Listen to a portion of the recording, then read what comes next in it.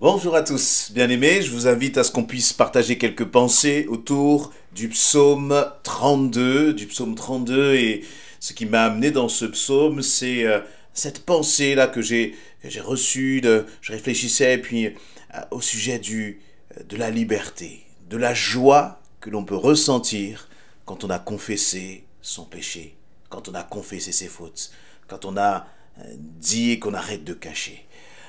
Voilà, je vais vous partager quelques pensées sur ce sujet.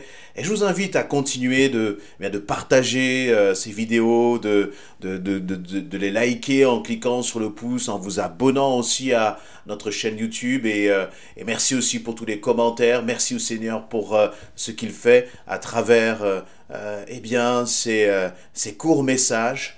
Mais chaque graine de la parole de Dieu qui est semée dans les cœurs, je crois qu'elle transforme, elle encourage et elle soutient beaucoup de bien-aimés.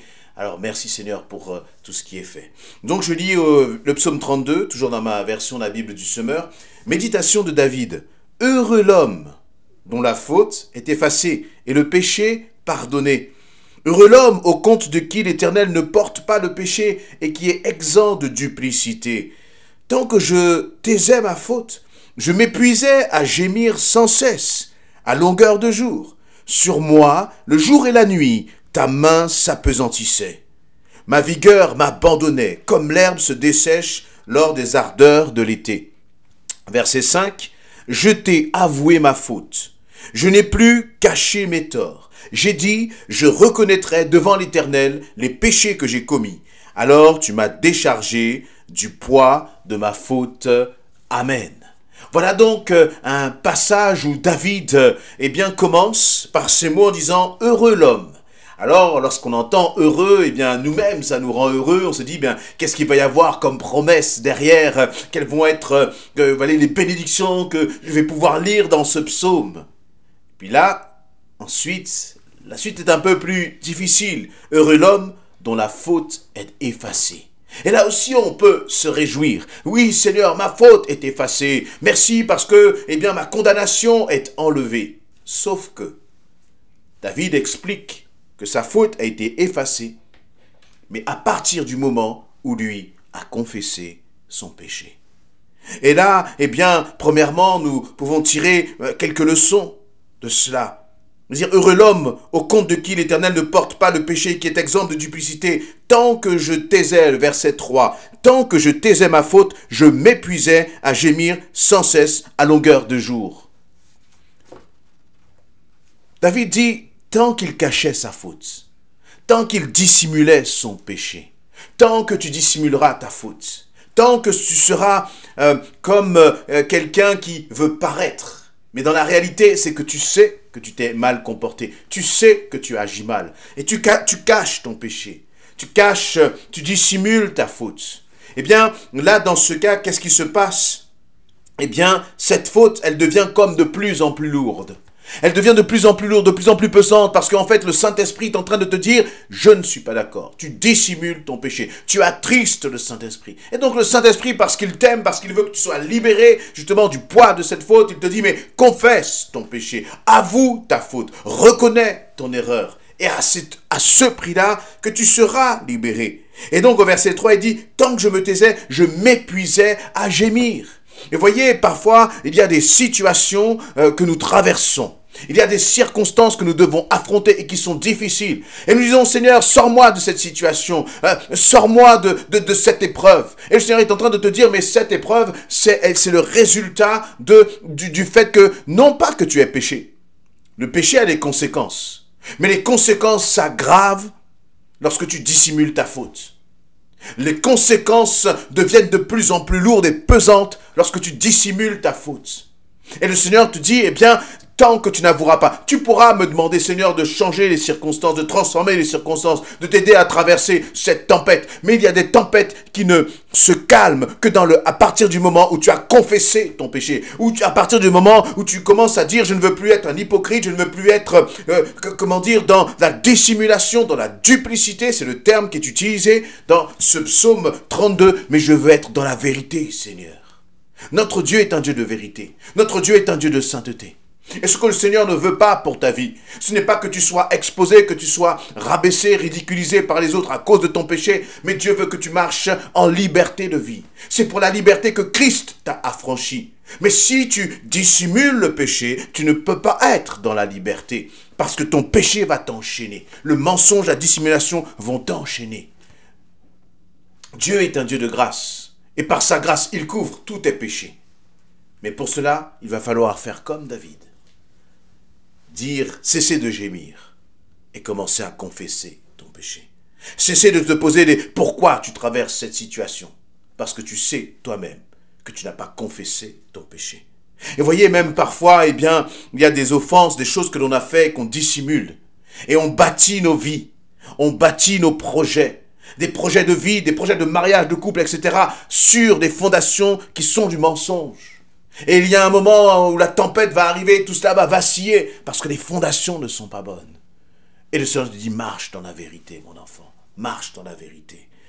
Donc David va dire, tant que je taisais ma faute, je m'épuisais à gémir sans cesse, à longueur de jour.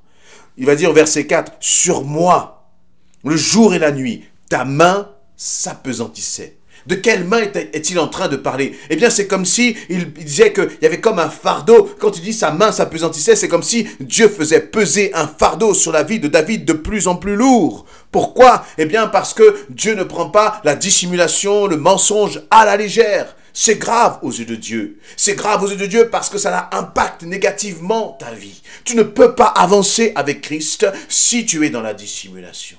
Il faut confesser son péché.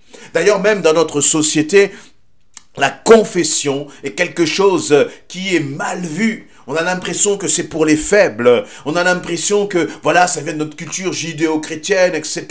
Et on ne veut pas avouer ses fautes. Et on va pointer du doigt celui qui reconnaît ses fautes. Alors que celui qui est attaché au Seigneur et qui veut marcher dans la vérité, celui qui veut respecter le Saint-Esprit qui vit en lui, doit être un homme, une femme de vérité. Et puis parler avec vérité, agir dans la vérité, confesser son péché. Ça nous évite finalement de recommencer. Parce que lorsque tu agis dans la dissimulation, eh bien tu vas recommencer à nouveau parce que tu as l'impression que personne ne t'a vu. Mais si par contre, eh bien tu parles avec vérité, il va y avoir comme une honte, et c'est normal, de tes actes. Et cette honte va aussi te garder, te protéger de recommencer.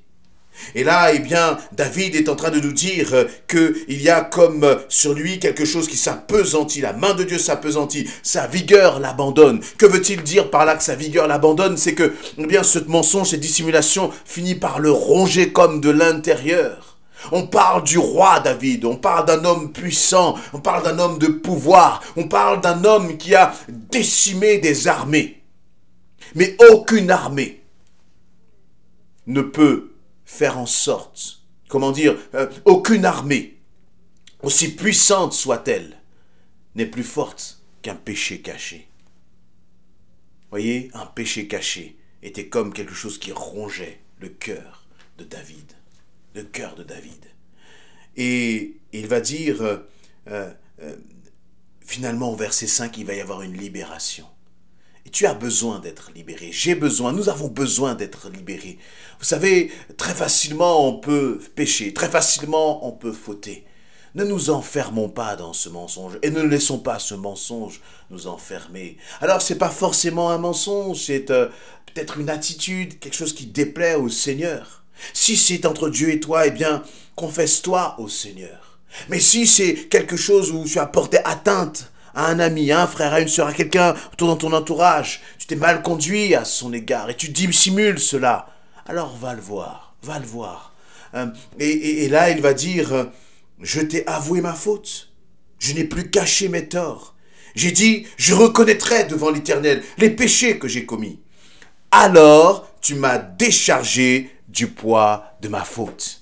Et là, on imagine quelqu'un qui est déchargé, vous voyez, quelqu'un qui marchait avec des fardeaux qui s'apesantissaient de jour en jour sur ses épaules. Et là, parce qu'il a confessé son péché, il est maintenant libre. Et il y a cette joie, la joie de la confession. Vous voyez, la confession, confesser son péché, ce n'est pas quelque chose que l'on fait parce qu'on est obligé, parce qu'on est contraint. Non, c'est pas du tout cela. Vous voyez, cela, eh bien, il y a, bien sûr, au début, c'est pas facile, mais une fois qu'on l'a fait, on retrouve la joie de notre Père. C'est comme s'il y avait un soleil sur ta vie, et ce soleil, il y avait quelque chose qui est venu comme une ombre, comme bloquer justement la lumière de ce soleil qui était sur ta vie. Et lorsque tu commences à confesser ton péché, eh bien c'est la lumière de Christ qui brille à nouveau sur ta vie, sur ton cœur, qui te redonne la joie de vivre, qui te redonne cette liberté de vie. Mais tu ne peux pas vivre dans la liberté si tu es dans la dissimulation, si tu es dans la duplicité, s'il y a comme, j'allais dire, une personne avec deux faces, une face à l'église, une face dans le monde, dans son travail, dans sa famille. Ce n'est pas possible. Il faut être intègre. L'enfant de Dieu, le chrétien, est un homme, une femme intègre, droite de cœur. Intègre, cela ne veut pas dire que tu ne vas jamais fauter, mais ça veut dire que lorsque tu fautes, tu reconnais ta faute. Et tu demandes pardon au Seigneur. Et tu avances. Et ce qui est intéressant, c'est que quel que soit le péché que David a commis, et il a commis des choses horribles dans sa vie, mais il a su aussi recevoir le pardon de Dieu. Ça n'a pas de sens de demander 50 fois pardon au Seigneur pour la même chose. Tu as demandé une fois au Seigneur. Reçois son pardon sur ta vie.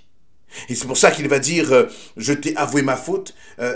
Il va dire que son péché-là a comme été effacé. C'est ce qu'il va dire au verset 1. Heureux l'homme dont la faute est effacée. La faute est effacée. Lorsque tu as confessé au Seigneur, lorsque tu as été voir les personnes que tu as offensées pour leur demander pardon, à ce moment-là, ta faute est effacée. Et à ce moment-là, tu dois recevoir la joie de ton maître. Et tu ne peux plus marcher comme quelqu'un justement qui était coupable. Tu étais responsable de ce que tu as fait, mais tu as demandé pardon au Seigneur.